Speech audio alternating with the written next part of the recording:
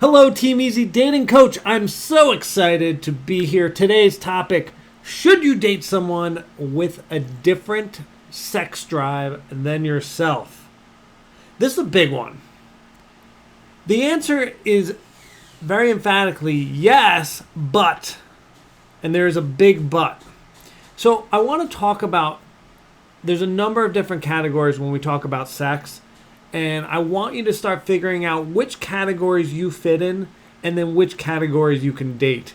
This is vitally important to have a healthy, happy relationship. So definitely stick around for this and stick around to the end because you need to know where you sit and what you should date. All right. So we've grouped sex into really three numbers. And we've got our folks that are a 1, a 2, and a 3 in terms of frequency.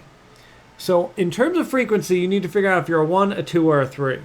Our 1 folks are folks that have sex or want to have sex with their partner basically every single day-ish. So we're talking about 5 to 7 times a week is the amount of sex they want to have. Then we have our number 2. Our 2s want to have sex probably about 2 to 3 times a week. And then our 3s are once a week, maybe twice, and maybe even you don't even get one a week, but it's like 0.75 a week. All right, does that make sense? So I want you to think about whether you're a 1, a 2, or a 3. Now, typically with our 1s, they also go with our 1s in terms of the variety and the ingenuity of their sex that they are having. So our 1s on this side are willing to experiment. And really, our number 1s are willing to try pretty much anything. Then we look at our 2s, and they're somewhat experimental. And then our number 3s are not that experimental. Think pretty traditional, just missionary, just, normal stuff. And number 2, maybe you're bringing in some fun stuff into the bedroom, some whips and some toys. And then our 1s are, think like BDSM, special rooms, swings, you name it, nothing's out of bounds. So you need to figure out where you are. And typically our 1s kind of go across from both of this. Our 2s go across in our 3s, but not necessarily. So you could be a 2 and a 1, or even you could be a 1 and a 3. It can go all over the map. But in terms of frequency, in terms of all of these, you can only move one number to your partner. So that means if you are a 1, you can't date 3s.